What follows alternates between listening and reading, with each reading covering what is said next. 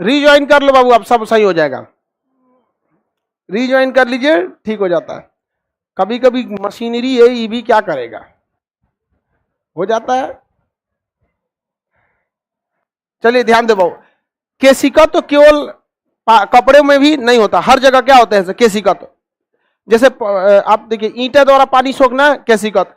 जब आप ईंटा खरीद के लाते हैं घर बनवाने के लिए, तो उसमें क्या डाल दिया जाता है, पानी डाल दे, ताकि वो पानी को क्या कर सके, सोख सके। और अगर पानी नहीं डालिएगा ना, तो सीमेंट में जो पानी डाले हैं उसका पानी सोख लेगा और सीमेंट गया काम से तब। क्योंकि सीमेंट में 24 घंटे तक शुरुआत में नमी रहनी चाहिए, वहां पे नमी नहीं रहेगा ना, काम खत्म। अब ईंटा लाए, ईंटा रख के उसको जोड़े, वह ईंटवा क्या करेगा, उसके अंदर क्या है, केसिकत तो है। और पूरा पानी किसका सोख लेगा, सीमेंट का। गधो नहीं छूटा है, शुरू से बता रहे हैं। सीमेंट का पानी क्या कर देगा, सोख लेगा। तो वो क्या होगा, सीमेंट का पानी कम हो गया, अब सीमेंट ऊपर सूखा हुआ रहेगा, 2 दिन बाद ईंट ढकेलिएगा, दीवार क्या हो जाएगा, गिर जाएगा। इसलिए पहले देखिएगा मिस्त्री क्या करता है, ईंटवा को भर पेट पानी पिला देता है, वो अपना केसिकत से सोख ले। दिया में बत्ती का ऊपर, दिया जो होता है उसमें जो बत्ती होता है उसमें तेल का ऊपर चढ़ना केसिकत। पारा में, थर्मामीटर में पारा का चढ़ना केसिकत। मिट्टी द्वारा जल सोखना केसिकत। घड़े से पानी का बाहर आना केसिकत। समझ में आ गया कि नहीं। बत्ती को अगर हम हाथ से इसे मल देंगे तो केसिकत तो क्या हो जाएगा, टूट जाएगा, टूट जाएगा, कनेक्शन टूट जाएगा। अब क्या तेल ऊपर आएगा, नहीं आएगा। चलो बाबू ध्यान से समझो, घड़े से पानी का बाहर आना केसिकत, पूरा आ जाता है, थोड़ा थोड़ा थोड़ा थोड़ा आता है। और वह जो बाहर पानी आता है वो सारी अंदर की उष्मा को लेके कहाँ आ जाता है, बाहर। और बाहर क्या हो जाता है, उड़ जाता है। इसलिए घड़े के अंदर का पानी ठंडा रहता है। लेकिन कुछ कुछ ऐसा होशियार होता है सब, घैलिया में हाथ डाल के अब साफ कर देता है सब, गंदा हो गया होगा साफ कर दे, बैल सब अंदरवा से साफ कर देगा, सही से के हाथ से खूब अच्छा से मल देगा। तो जो अंदर छोटे छोटे सुराख थे यानी केसिकत्व के थे, सुराख यानी केसिकत्व थे, वो क्या हो जाता है, बंद हो जाता है। अब घड़े से बाहर पानी आएगा नहीं, तो ऐसा घड़ा को कहा जाता है पागल घड़ा, वो पानी ठंडा नहीं करता है। तो कभी भी घड़ा साफ कीजिएगा तो हल्का सा पानी गर्म करके या फिर उसमें साबुन सरफ उरफ घोल के, जो चीज घोलना है उसमें जैसे साफ करना है आपको, उससे क्या कर दीजिएगा, साफ कर दीजिएगा। ज्यादा गंदा हो गया है, हार्पिक से साफ कीजिए लेकिन हाथ से नहीं मलिए वहां पर। समझ में आ गया। सरफ, डिटर्जेंट, गर्म पानी उसमें डाल दीजिए और बस उसको क्या कर दिया जाता है, खंगाल दिया जाता है। बाहर से जितना रगड़ना है रगड़िए, लेकिन अंदर से नहीं, वरना अंदर से अगर रगड़ देंगे तो गड़बड़ हो जाएगा वहां पर। आगे बढ़ जाए। केसिकत तो समझ में आ रहा है कि नहीं आ रहा है, किसी को दिक्कत है केसिकत में, द्रव द्वारा ऊपर चढ़, तो केसिकत को तोड़ा जा सकता है कि नहीं। जो दिया में बत्ती होती है ऊपर चढ़ने वाली, इसको अगर मसल देंगे हाथ से तो क्या हो जाएगा, टूट जाएगा। घड़ा को अंदर से अगर क्या कर दे, हम साफ कर दे तो क्या हो जाएगा, केसिकत तो क्या हो जाएगा, टूट जाएगा, केसिकत तो टूट जाएगा। खेत में जब बारिश होता है तो पानी अंदर सोख लेता है, किसके वजह से, केसिकत। अच्छा, अगर पानी अंदर सोख लिया है तो पानी बाहर भी आ सकता है, क्योंकि जिस रास्ते से गया है सोखा है वापस भी कर सकता है कि नहीं। अब किसान को पता होता है कि अगर बरसात में पानी हुआ है तो खेत के अंदर क्या जा चुका है, पानी। खेत के अंदर क्या जा चुका है, पानी। समझ में आ गया कि नहीं आ गया। खेत के अंदर क्या जा चुका है, पानी जा चुका है। अरे गधा नहीं छूटा है रे, बता रहे हैं, वही शुरू से बता रहे हैं, फिर भी इसको लग रहा है छूट चुका है।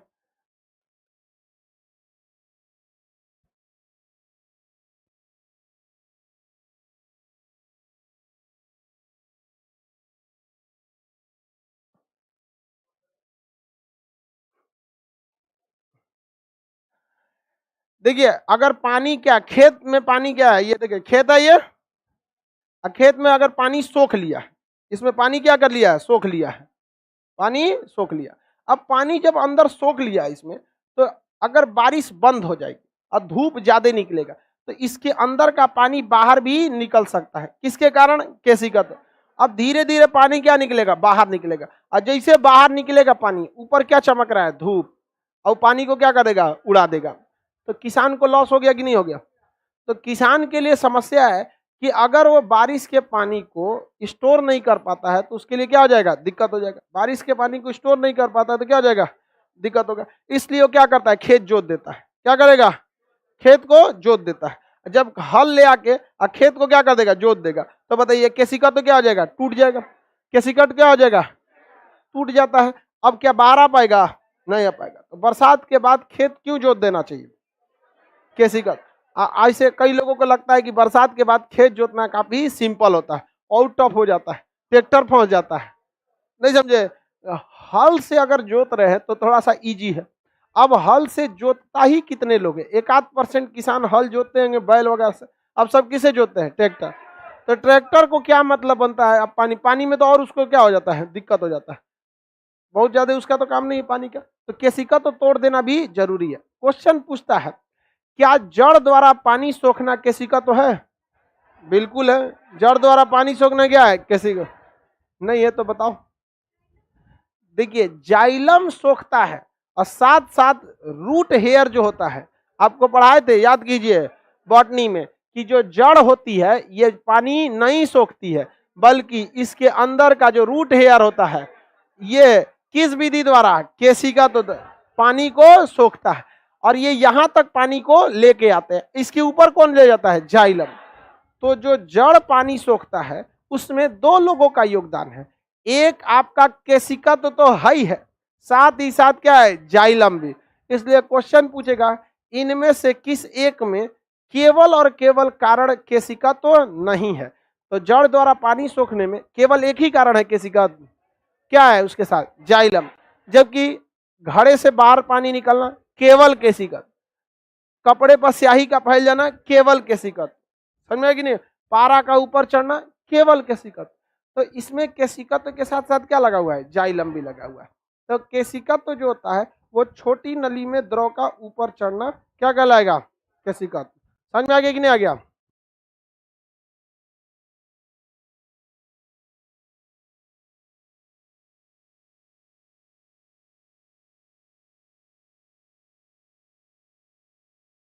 केसिकतों का फॉर्मूला समझते हैं, किसका फॉर्मूला, केसिकतों का फॉर्मूला। केसिकतों का जो फॉर्मूला, कैपिलरी होती है, कैपिलरी में कोई भी द्रव क्या हो जाता है, ऊपर की ओर चढ़ जाता है। केसिकतों में कोई भी द्रव कहाँ चढ़ जाता है, ऊपर की ओर चढ़ जाता है। जब द्रव कहाँ चढ़ता है, ऊपर की ओर, केसिकत्व में ऊपर की ओर, तो कितना हाइट पे चढ़ेगा, उसके लिए फॉर्मूला H बराबर 2t cos theta, 2t cos theta बटा RdG, 2t cos थीटा बटा RdG, 2t cos थीटा बटा RdG, 2t cos थीटा बटा RdG, 2t cos थीटा बटा RdG। समझ में आ गया कि नहीं आ गया, आगे बढ़ जाए। 2t cos थीटा बटा RdG। खेत जोतने वाला बात समझ में नहीं आया, मत समझो, गधा कहीं का। खेत जोतना, ये बताओ कोई तो तुम्हारा ध्यान एप्लीकेशन में से बैक होता है, एक बार बैक रील करो फिर समझ में आ जाएगा। गधा कहीं के, इनको समझ में नहीं आ रहा है। बताओ खेत वाले में कौन सा बहुत बड़ा तीर मारने वाला है, इनका ध्यान होगा कहीं और, अचानक याद आया नहीं पढ़ना चाहिए, बपौती समझेंगे सर को एक बार बीच से बता दीजिए। 2t cos theta by RdG, जहां t क्या है भाई, सरफेस टेंशन, क्या है, सरफेस टेंशन। थीटा क्या है, कोण है, कौन सा कोण है, तो नौचंद्रक कोण है। आगे पढ़ना है नौचंद्रक कोण। पानी जब किसी सतह पे अगर किसी पाइप में रखिएगा तो उसके अंदर का जो लिक्विड होता है, या तो उसका मेनिस्मस ऐसे बनता है या फिर उसका मेनिस्मस ऐसे बनेगा, इस टाइप में बनता है। मेनिस्कस कहते हैं इसे, नौचंद्रक। तो इसके सतह के साथ जो कोण बनाता है, इसी कोण को क्या कहते हैं, थीटा। ये आप लोग के लिए इससे कोई न्यूमेरिकल क्वेश्चन नहीं पूछता है, इस मेनिस्मस क्वेश्चन से खूब यही पूछेगा कि अगर शीशे पर पारा रख देंगे तो कितने डिग्री का एंगल बनेगा, शीशे पर पानी रखेंगे तो कितने डिग्री का, शीशे पर शुद्ध जल रखेंगे तो कितने डिग्री का, वस्तु को भिगाने के लिए, बस इस टाइप का। लेकिन अगर आप इंजीनियरिंग मेडिकल की तैयारी करेंगे तो उसमें आपसे पूरा वेल डिफाइंड न्यूमेरिकल क्वेश्चन भी पूछा जाएगा। तो पूछेगा भी क्यों नहीं, वहां आपसे इतिहास भूगोल जो नहीं पूछता है, तो बात तो बराबर करता है ना, इधर का उधर करके। यहाँ पर अभी आप ही लोग को केवल फिजिक्स केमिस्ट्री मैथ दे देगा, आप लोग से भी ज्यादा डीप से क्वेश्चन पूछेगा। आप लोग से सब्जेक्ट बढ़ा देता है तो सारे सब्जेक्ट से क्वेश्चन कम पूछता है। तो एंगल अभी आपको आगे पढ़ना है, मेनिस्कस का एंगल नौचंद्रक। ये थीटा का वैल्यू आपको न्यूमेरिकल में दिया रहेगा, थीटा का वैल्यू क्या रहेगा, दिया रहेगा। समझ में आ गया कि नहीं आ गया। आप बताइए साइन अगर 0 डिग्री रखें, क्या रख दें, 0 डिग्री, कितना डिग्री रखें, 0, तो कॉस थीटा का वैल्यू अधिकतम हो जाता है। और 90 डिग्री पर 0, बताइए, अगर पृष्ठ तनाव ज्यादा रहेगा तो ऊंचाई, पृष्ठ तनाव ज्यादा तो ऊंचाई ज्यादा हो जाता है। किसी को कोई दिक्कत? पृष्ठ तनाव ज्यादा होने पर ऊंचाई। बताइए, अगर किसी चीज की त्रिज्या, कोई पाइप है, ये पतला वाला पाइप है, एक दूसरा पाइप लेते हैं मोटा वाला पाइप, ये मोटा वाला पाइप ले लेते, इस पाइप की मोटाई ज्यादा है, इस पाइप की मोटाई कम है, इसकी मोटाई क्या है? कम है। बताइए किसकी त्रिज्या ज्यादा है? ब्लैक वाले का। ब्लैक वाले का त्रिज्या ज्यादा, ब्लैक वाले का त्रिज्या क्या है? ज्यादा। अब बताइए, अगर हम त्रिज्या ज्यादा रखेंगे तो ऊंचाई कम, त्रिज्या ज्यादा रखेंगे तो ऊंचाई कम। किसी को दिक्कत? तो इससे आप, इस फॉर्मूला से आप बता सकते हैं कि नहीं बता सकते हैं?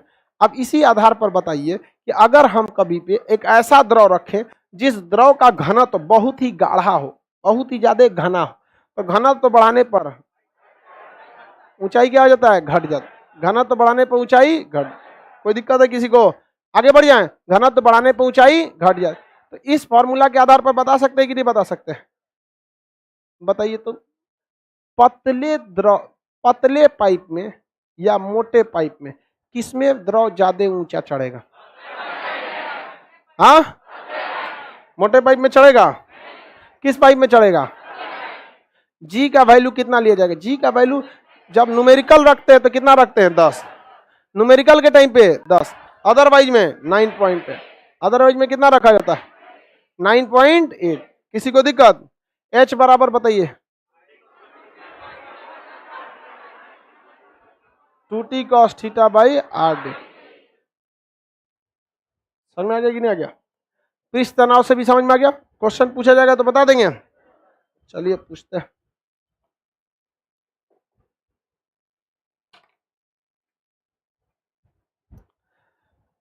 पारे का ऊपर चढ़ना किसके कारण?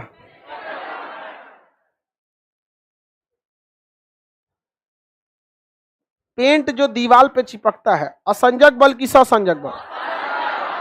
हाँ, दीवार पर पेंट चिपकता है असंजक, उसमें और चिपकाने के लिए उसमें प्राइमर मिला दीजिए, तारपीन का तेल मिला दीजिए, वार्निश मिला लीजिए। प्राइमर लोहे पे चिपकाया जाता है, लोहे पर पेंट डायरेक्ट नहीं चिपकता है, तो इसके लिए एक दूसरे टाइप का पेंट आता है जो लोहे को बहुत तगड़ा पकड़ लेता है, तो उसे कहते हैं प्राइमर। तो पहले आदमी क्या मारता है? प्राइमर। अब पेंट जो करता है वो लोहे के ऊपर नहीं, प्राइमर के ऊपर। किसके ऊपर? प्राइमर के ऊपर।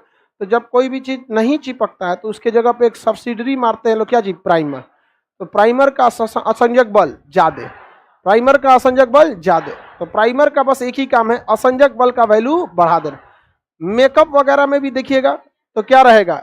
एक आता है प्राइमर। अब ये ना कि लोहा वाला प्राइमर मार दे लोहा वाला प्राइमर के बाद लगा यहाँ पर। तो अगर प्राइमर मार देंगे तो असंजक बल का वैल्यू क्या करेगा? बढ़ा। तो पेंट गिरेगा, डायरेक्ट लोहा पे पेंट मार देंगे तो परत दर परत उखड़ने लगता है। कभी देखे हैं लोहा परत दर परत उखड़ने? अब पहले क्या मार दीजिए? प्राइमर, कब वो ना उखड़ेगा, तब कभी नहीं होगा। यहाँ पर समझ में आ गया लड़की लोग को? प्राइमर का यूज तो आप लोग को पहले से पता है, ये सबको नहीं पता। लाका पे प्राइमर काम करेगा? तो घास का मैदान पे आदमी प्राइमर का वो काम करते पे।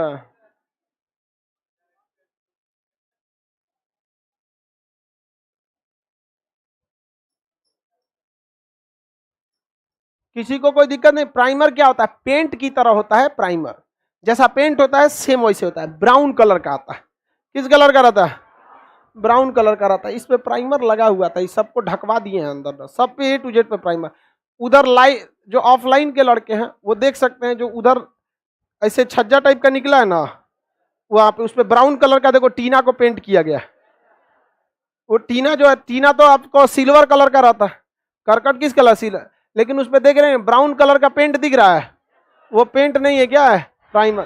प्राइमर का दो काम, जंग लगने से बचा देता है, और उसके ऊपर अगर पेंट मारेंगे तो चिपक जाएगा, एकदम बढ़िया से चिपक जाता है, असंजक बल को बढ़ा देता है।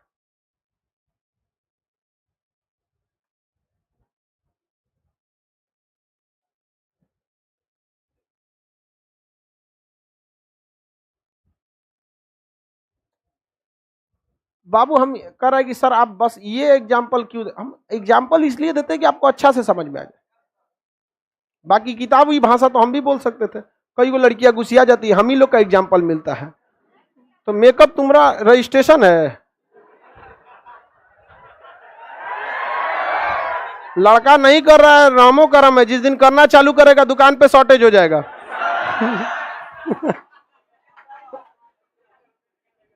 अजब वाले सामान में कौन चीज हम इसलिए बताते हैं आपको अच्छे से समझ में आ सके। हम लोग उस समस्या को झेले हुए, हम लोग के टीचर बता देते थे असंजक बल के कारण अलग अलग वस्तुएं चिपक जाती है, दिमागी काम नहीं करता था, कौन चीज चिपक गई लो, नहीं समझे। अगर हम बस ऐसे व्यवहारिक एग्जाम्पल नहीं देंगे नहीं समझेंगे। अब गुस्सिया जाती है सर, हम लोग का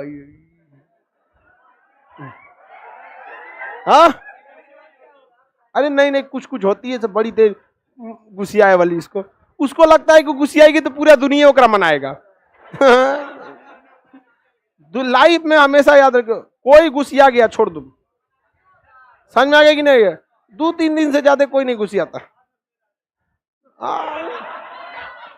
तुम बात मानो मेरा, कितना दिन कोई गुस्सियाएगा? 6 महीना, कम से कम 6 महीना शांति से जियोगे ना।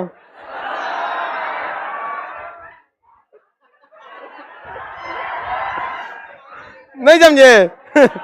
तो गुस्सियाने की चिंता थोड़े होती है, बस उसको बताने का हमको टेंशन है गुस्सिया हो, लेकिन बाद में तो कम से कितना दिन शांति है। आगे बढ़े, लड़का लोग को याद रहेगा ना, कागज पे स्याही फैलती है, आप लोग बता लो। कागज पर स्याही ससंजक बल की असंजक बल किसके कारण पर? हाँ चलिए, अब फैल जाता है केशिकत और लिखा जाता है असंजक। असंजक बल नहीं रहेगा, लिखाएगा नहीं। अगर असंजक बल को घटा देंगे तो कोई चीज चिपकेगा। शीशे का असंजक बल सबसे कम रहता, कुछ लिखिएगा लिखेबे नहीं करता है, नहीं लिखाता है शीशा पर, कांच पर नहीं लिखा, इसलिए हाइड्रोजन फ्लोराइड आता है। क्या आता है? Hydrogen fluoride. अंग्रेजी में इसे HF कहते हैं, मतलब अंग्रेजी में कौन चीज हाइड्रोजन फ्लोराइड कहते हैं, HF। अगर किसी स्याही में आप क्या डाल देंगे? HF, तो यह अपना क्या बढ़ा लेगा? असंजक बल, और स्याही पर क्या हो जाएगा? लिख देगा, सॉरी कांच पर लिख देगा। तो कांच पर लिखने के लिए HF का प्रयोग, किसका प्रयोग? HF। पारा ऊपर चढ़ता है किसके कारण?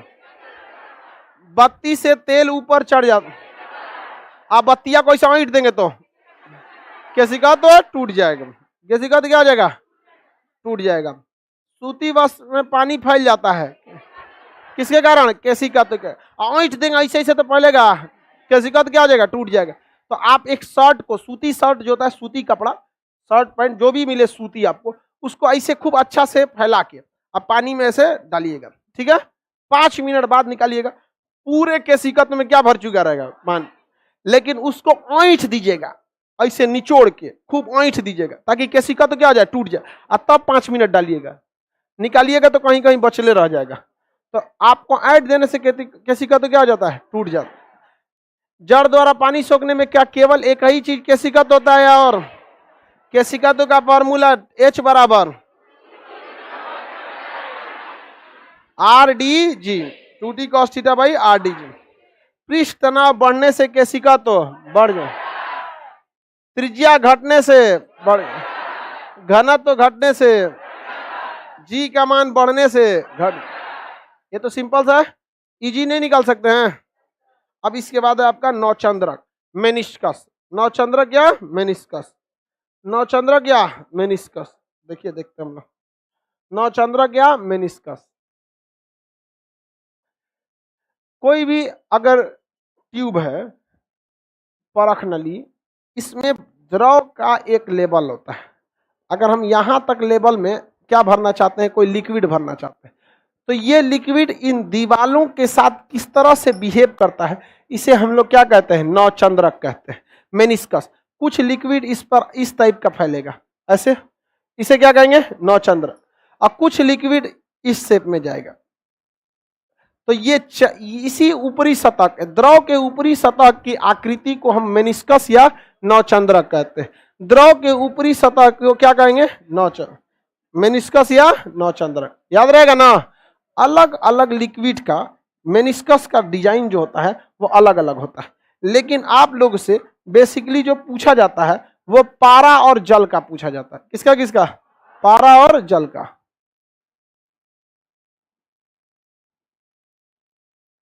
दो चीजों का पूछा जाएगा। जैसे जल का मेनिस्कस देखिएगा तो ये अपने सतह से ऊपर की ओर भी चला जाता है, जितना द्रव रहता है ना उससे भी ऊपर कौन चला जाता है? जल। तो जल का मेनिस्कस ऊपर से धंसा हुआ रहता है और पारा का जो मेनिस्कस होता है वो ऊपर से इसे उठा हुआ रहता है। पारा का क्या रहता है? उठा हुआ रहता है। तो बताइए धंसे हुए को, किसे? धंसे हुए को क्या कहते हैं? अवतल। धंसे हुए को अवतल यानी कनकेव, और उठे हुए को उत्तल, इंग्लिश में कन्वेक्स। तो कनकेव और कन्वेक्स, कनकेव और कन्वेक्स, कनकेव और कन्वेक्स, याद रहेगा ना? कनकेव तथा कन्वेक्स, कनकेव तथा कन्वेक्स। दो तरह के आपको क्या मिलेगा? नौचंद्रक मिलेगा, दो तरह का। जल का नौचंद्रक अवतल, जल का नौचंद्रक अवतल, पारे का नौचंद्रक उत्तल। पारे का उत्तल होता है, पारे का कैसा होता है? उत्तल। इंग्लिश में से कन्वेक्स कनकेव, कन्वेक्स और अगर अवतल उत्तल समझ गए तो एक चीज और याद रखिएगा इसमें, कहेगा जल का जो सतह होता है नौचंद्रक, अगर जल को लबालब भरेंगे तो जितने लेवल पे भरेंगे ना तो उसका नौचंद्रक उससे थोड़ा सा क्या हो जाता है? ऊपर हो जाता है। तो जल में देखिएगा विशेषता, दो चीज याद रखिएगा जल के सेंस में। पहला, इसका नौचंद्रक कैसा होगा? अवतल। कैसा होता है? अवतल। दूसरा, यह सतह से कहाँ चला जाता है? ऊपर। सतह से ऊपर। यह सतह से भी कहाँ चला जाता है? ऊपर चला जाता है। दूसरा ये हो गया पारा। क्या हो गया? पारा। पारा में याद रखिएगा जो पारा होता है, पारा, इसका अगर नौचंद्रक देखेंगे तो कैसा होता है? उत्तल। पारे का नौचंद्रक उत्तल होता है, पारे का नौचंद्रक उत्तल। और इसका सतह से कहाँ रहता है? नीचे। सतह से नीचे। ये दो क्वेश्चन कभी कभी रेलवे के एग्जाम में आपसे पूछ दिए जाते हैं। रेलवे में टेक्निकल टाइप का इस टाइप का क्वेश्चन पूछता है, हालांकि बाकी एग्जाम में नौचंद्रक से सवाल नहीं आते। आपके पीडीएफ में जो फोटो बना है वो थोड़ा सा धुंधला बन गया है, आप उसको डिजाइनिंग कर दीजिए। देखिए उसमें पानी भरा है लेकिन धुंधला बन गया। अरे नौचंद्रकवा बनाओ ना ऊपरा से, कह रहा पानी तो है ये। नौचंद्रक ऐसे ये वाला शेप बनना चाहिए, उसको कलम से और क्या कर दो? अच्छा कर दो, गाढ़ा कर दो, और उधर जो पनिया कम है उसको भी कर दो।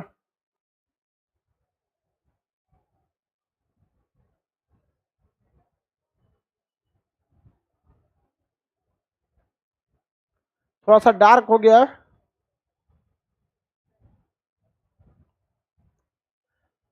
बना लिए? रवि कुमार राजभर, आपको इतना सब्जेक्ट याद कैसे रहता है? दिन भर का हमारा यही काम है। अब पंडित जी को कहोगे इतना श्लोक मंत्र कैसे याद रहता है? काम है वही है।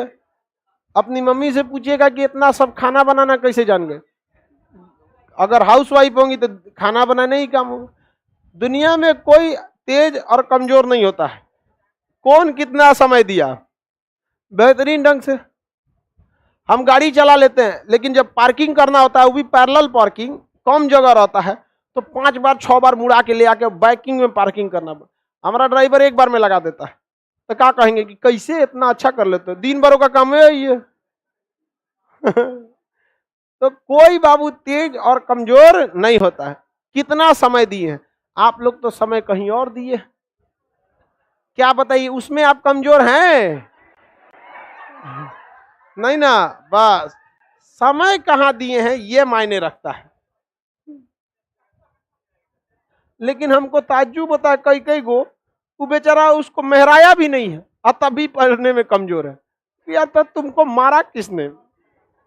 पबजी। ओहो।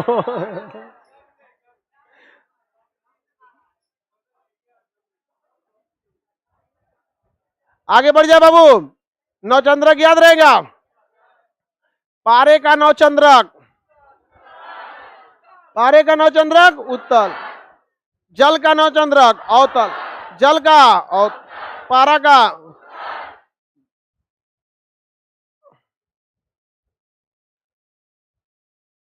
पारे का नौचंद्रक सतह से ऊपर की नीचे, और जल का, जल का ऊपर। आप में से कोई भी आईआईटी नीट इस सब का तो बैच का यहाँ नहीं रहता है, ये सब वहां से लात खा के आए हैं। आप लोग वहीं की अभी आप बीटेक कर रही हैं, तो आप तो वो, हाँ, तो आपका तो वो हो गया ना, एंट्रेंस का तो काम खत्म, अब तो आप पढ़ाई में हैं। कौन सा सेमेस्टर है आपका? थर्ड सेमेस्टर, यानी सेकेंड ईयर का आधा मैकेनिकल से। बढ़िया है, कहाँ से करती हो? तो तुम इंजीनियरिंग करती हो, फिजिक्स आके यहाँ पढ़ती हो, वहां तो और खतरनाक मैकेनिक्स पढ़ाएगी। वहां का तो मतलब वो तो अप्लाइड मैकेनिक्स हो जाता है, पूरा मशीनरी वगैरह का यूज। अयो मैकेनिकल इंजीनियर है, तुमने देखो सही लक्षण लग रहा है का इंजीनियर लायक है नहीं है। वही हम कहे कि इंजीनियर, हमारे पास एक से एक रहता है, सब हर वेराइटी का रहेगा। हाँ?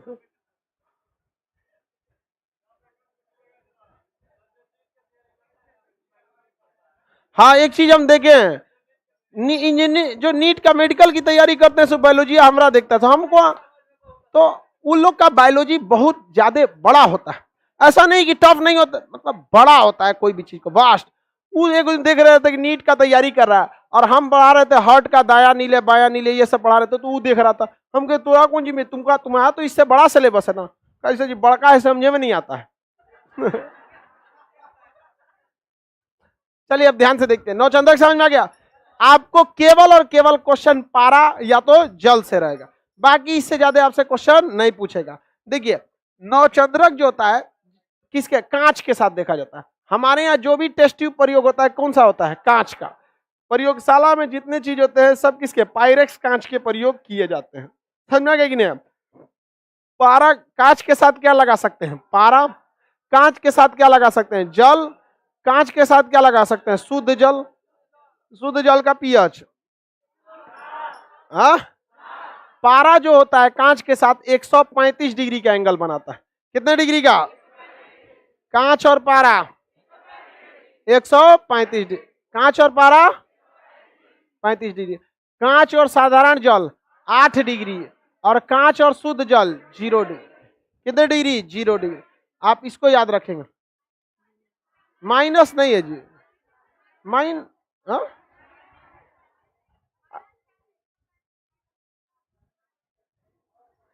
अरे वो गलती से हो गया होगा, माइनस कहां से आएगा इसमें?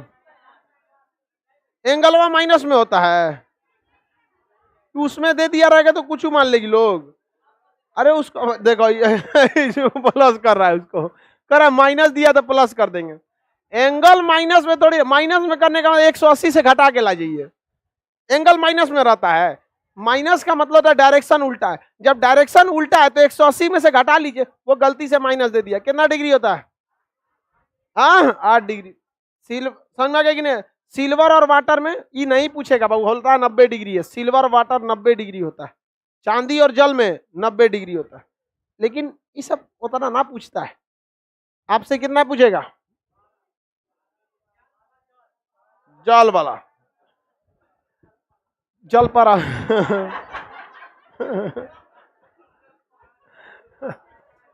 बताइए, कांच और पारा, कांच और पारा।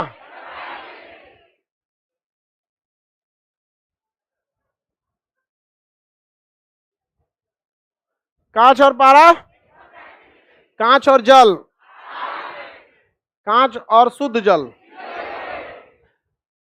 जल और चांदी 90, जल चांदी। समझ में आ गया कि नहीं आ गया?